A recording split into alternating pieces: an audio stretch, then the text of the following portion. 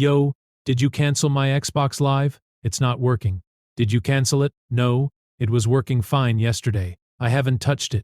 Alright. I stopped on a Wednesday, 6:52 in the morning. I was folding Trey's laundry, his third load that week, when he walked past the bedroom door without looking up and said, Yo, did you cancel my Xbox Live? It's not working. Not good morning. Not thank you. Not even my name. Just did you cancel it? I set his shirt down slowly. My hands were still warm from the dryer. I walked to the window and looked out at the driveway. Both cars, both mine, the insurance on both of them. Mine. I picked up my phone and opened my notes app. I typed 4 words. Day 1. Clock running. I didn't say a word to Trey. I just stopped. Before I go further, I need you to understand something about me. My name is Noel Briggs. I am 33 years old. I have a master's degree in urban policy. I manage a mid-size housing advocacy organization. I mentor 3 young women on the south side of Columbus. I meal prep on Sundays, chair a community board, and still somehow manage to keep a household running for 2 people when only one of us is actually doing the running. Petty 1. I'm not something I do. I don't have time for it. This was not revenge. This was documentation. Trey Calloway and I had been together for 9 years, married for 6. We met at a mutual friend's birthday in Cincinnati. He was loud in the best way, magnetic, the kind of man who remembers your coffee order without being asked. For 2 years before we got married, he made me feel like I was the most important thing in any room. What I didn't understand then, what I was too in love to see, was that his effort had a condition attached to it. He gave when he was still trying to win, the moment he felt certain of me. The effort quietly packed up and left. First year of marriage. I noticed a utility bill I thought he was handling had gone unpaid for 2 months. He apologized, said things were tight, promised to catch up, covered it. By year 2, covering it wasn't even a conversation. By year 4, I had a household budget spreadsheet I updated every month that Trey had never once opened. My mother, Plet, saw it before I did. She came to visit us the Thanksgiving of year 3 and pulled me into the kitchen while Trey sat on the couch watching football. Baby, she said, keeping her voice low. You've been in here for an hour and a half. Does he ever cook? I told her. I liked cooking. She looked at me with something I couldn't fully read at the time. Love and something heavier underneath it. Noel, she said. Liking something and being the only one who does it are 2 different things. I carried that for years before I understood what she was actually telling me. My mother passed 14 months ago. Stroke sudden. Trey was at a conference in Nashville and came home 2 days later. I handled the arrangements, the hospital paperwork, the cremation authorization. I paid for all of it, and I still added his name to the sympathy card I sent to her church. So when I typed those 4 words on that Wednesday morning, it wasn't impulsive. It was the end of a very long calculation. The rules were simple. My half of the mortgage, my name is the only one on it, which I'll come back to, stayed. My own groceries when I was eating alone. My own gas, my own life. Everything else stopped. Trey's streaming accounts. His gym membership I'd been auto-paying since 2022. His phone plan. The household groceries I'd been buying without question for 6 years. The random subscriptions I'd absorbed into my budget because he never thought to ask whether they cost anything. All of it gone quiet. I called my best friend Priya that afternoon from my car. Priya has known me since we were 19. She is the only person I will say the completely unedited truth to. She listened to the whole thing without stopping me. So you just stopped everything. She said everything that was mine to stop. I said, I want to see who he is when I'm not holding the floor up. She was quiet for a second. What are you expecting to find, Noel? I stared at the steering wheel. The truth, I said, about who I actually married. Day 3 told me something I couldn't unhear. I came home from work on a Friday with a headache I'd been ignoring since noon. Trey was already there. He was at the kitchen table, laptop open, jaw tight. I dropped my bag and opened the fridge. I'd intentionally left it understocked. That was part of the observation. I started heating up rice from the night before. Then he said it. The Hulu account got flagged. Did you update the billing info? I kept my back to him. Number, Noel. His voice had something in it. Not quite anger. Something more specific. Inconvenience. Did you forget? Or can you just go in? Real quick. The show we watch drops tonight. I turned around. He wasn't looking at me. He was looking at the laptop. The show we watch like this was a shared problem. Like his name wasn't also attached to a functioning bank account. Like can you just go in real quick? Was a sentence that made any kind of sense. I said, I think your card is fine, Trey. And I walked to the bedroom. Behind me, I heard him exhale hard, not quite a curse, but close. That sound told me more than 6 years had. By day 7, the shape of our marriage was becoming visible in a way it never had before. The strange what you see when you stop smoothing everything over. Trey moved through the house like a man who had always assumed certain things would be handled, and was only now discovering that handled had a person attached to it. He ran out of his protein powder on day 6. I would normally have caught it on the grocery run and added it without mentioning it. This time I didn't. He stood in front of the cabinet, opened it, stared into it for a full 30 seconds, then he closed it without saying anything. On day 8, his coworker Malik came by. Malik is one of those men who watches more than he talks. He'd be Trey's friend for years, and I'd always read his quietness around me as mild suspicion, like he'd decided something about me before we were ever properly introduced. I was wrong about what he'd decided. He walked in, looked around the kitchen, half-stocked, no snacks out, no atmosphere of someone quietly running the household, and then looked at Trey. "You've been cooking?" he asked. Trey laughed in a way that had no confidence in it. "Noel usually handles the kitchen stuff." Malik looked at me, something careful in his eyes, careful and specific. "How you doing, Noel?" "Living?" I said. "You want water?" "I'm good with what Trey bought." The room went still for a second. Trey shifted his weight. Malik left about 20 minutes later, and on his way out, he passed me in the hallway. He said, quiet enough that only I could hear, "You deserve a full partner." I didn't know what he knew. I didn't ask, but I filed it away.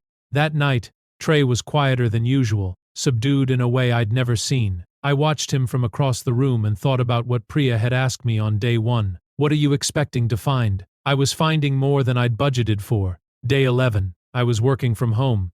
Trey this. Odd I was on a call in the back office with the door closed. I wasn't. I was sitting at my desk in silence reading a report, headphones around my neck. I heard him in the kitchen. His voice dropped in that way voices do when a conversation becomes private, and then I heard a name I had never heard him use before. "Jordan, I told you this isn't a good time." I stopped moving. "Things have been off here. She's been different lately." "No, I can't. Not tonight." I said no. My chest did something I don't have clean words for. Not racing, more like a controlled demolition. Like something very large coming down in perfect inevitable sequence. He laughed, then low and easy. "You're wild," he said. "Stop that laugh." I knew that laugh. I used to be the person who got that laugh. I sat at my desk for 50 minutes after he hung up. I didn't move. I didn't cry. I just processed. "Jordan." I opened my notes. Day 11. There is a Jordan. The experiment does not stop. It expands. I called Priya. "I'm getting in my car," she said. "Don't."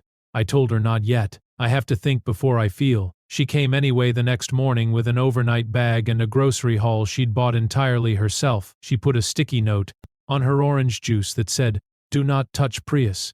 She is that kind of friend." We sat on the back porch, while Trey was at the gym on his own card, which I noted, and I told her everything. The Jordan call, the finances, day 3, my mother's words, all of it. Priya listened without interrupting, which is how I knew she was worried. Then she set down her cup. "Noel, I need to tell you something and I need you to hear it before you react." I looked at her back in March. "Keisha? You know her? She used to work at Trey's company before she transferred. She mentioned something to me. Said there was a woman in his department he was close with, more than close the way she said it." Priya held my gaze. "I didn't tell you because I didn't have proof, and I didn't want to wreck your marriage.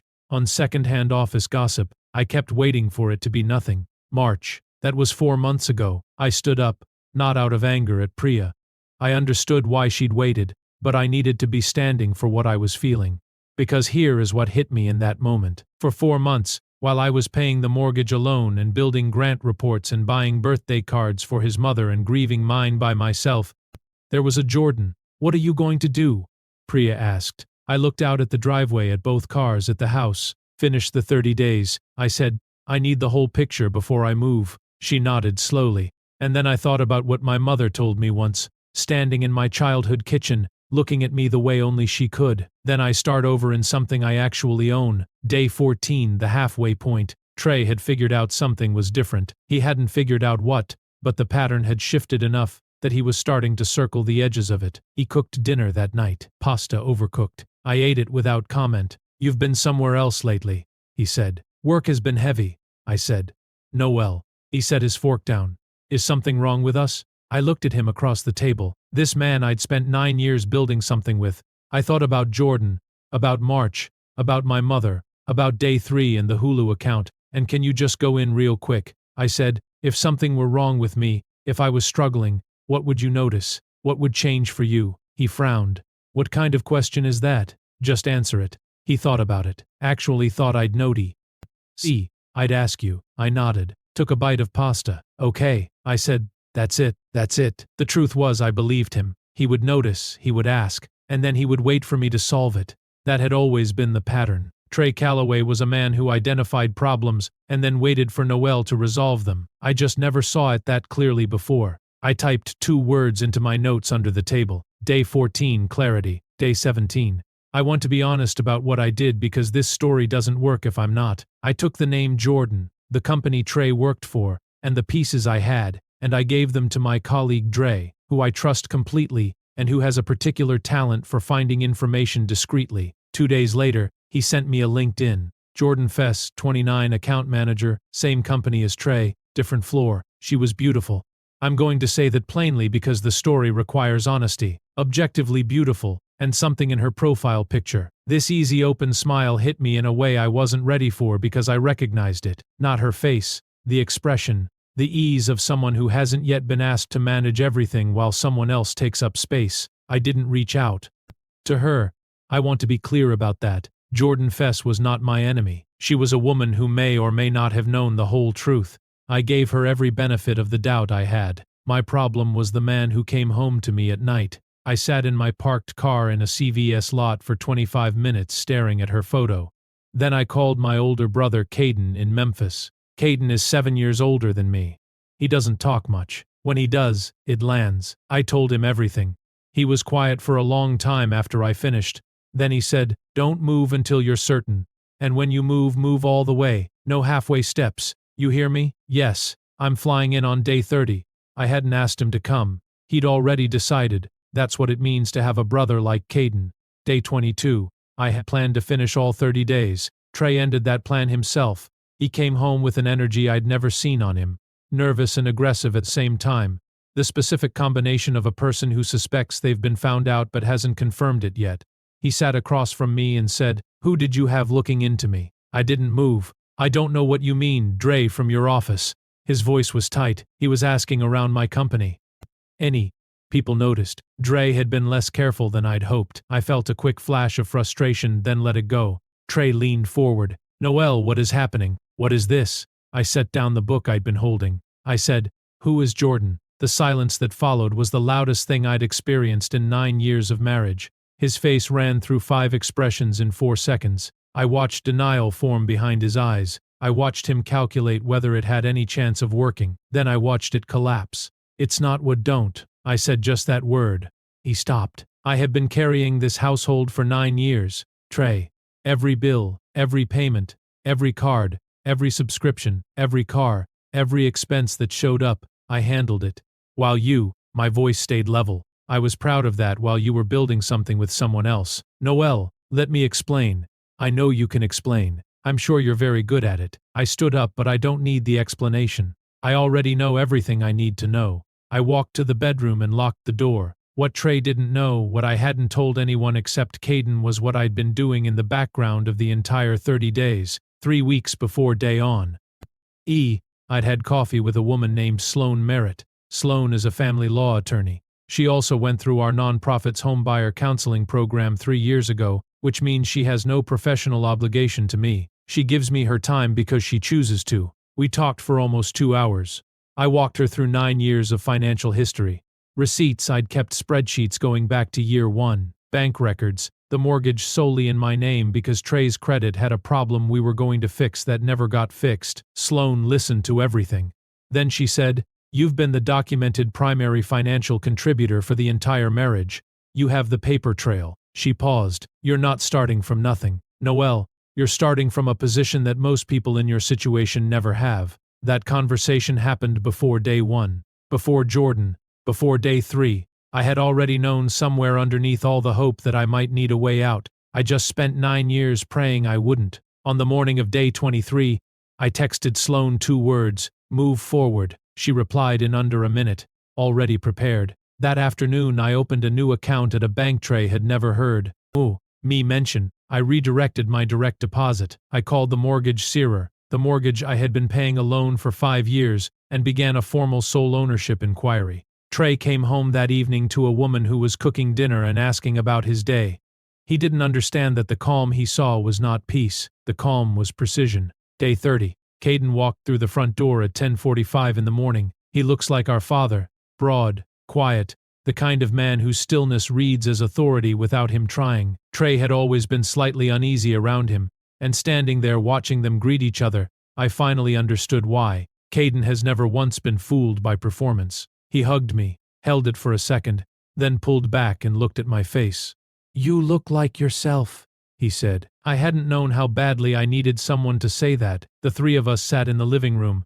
I spoke first. "Trey." I looked at him steadily. "For 30 days I stopped managing things that were yours to manage. I watched what happened when I did. I let that sit for a second. You noticed the streaming accounts before you noticed me." His jaw moved. "I found Jordan," I continued. "I know the timeline." "Know enough." I paused. "I've been working with an attorney. The mortgage, the accounts, the 9 years of financial records, it's all been reviewed. We're moving forward." Caden sat completely still beside me, not performing support, just present, solid. Trey looked between the two of us. Something went through his face I hadn't seen before. Not anger, not denial, something more like a structure giving way. A man realizing the foundation he thought was there had been load-bearing on one side for a very long time. "So that's it," he said. "That's it," I said. Not in anger, in clarity. He sat there for a long time. I watched him cycle through all of it, the guilt, the exposure, the wounded pride before something finally settled into what looked for the first time like shame. Real shame, not performed. He left that evening with 2 bags. I sat on the back porch with Caden until the sky went dark, and for the first time in weeks, I breathed all the way down. "Proud of you," he said. "I'm proud of me too," I said quietly. And I meant every syllable. It has been 87 days since day 30. The divorce is moving. Sloan is steady and sharp and worth every conversation. The financial records I keep, Pat, the ones Trey used to tease me about, calling me obsessive for saving receipts and logging everything, turned out to be the architecture of my own exit. The house is mine. The history is clear. Priya and I talk every day. She said sorry 100 times for not telling me sooner, and I forgave her 100 times, because real friendship is not flawless, it is honest. Eventually, that's enough. Malik reached out after Trey moved out. He said, "I saw it for years. I kept hoping he'd figure himself out. I'm sorry he didn't." I thanked him and I meant it. I don't know what happened with Jordan. I don't need to. What I know is this. The 30 days didn't break my marriage. They revealed it. There is a difference between something breaking and something being seen clearly for the first time. A broken thing fails. A revealed thing was always exactly what it was. You just finally had the courage to look at it in full light. My mother told me once, standing in her kitchen with flour on her hands, not looking at me, but meaning every word. "Noelle, you are too much woman to keep shrinking yourself for a man who refuses to grow." Mama, I hear you now. I am not bitter. Bitterness would mean I'm still spending energy on Trey Calloway, and I don't have a single calorie left for that. I'm free. I planted something new. This time I planted it in ground that belongs to me.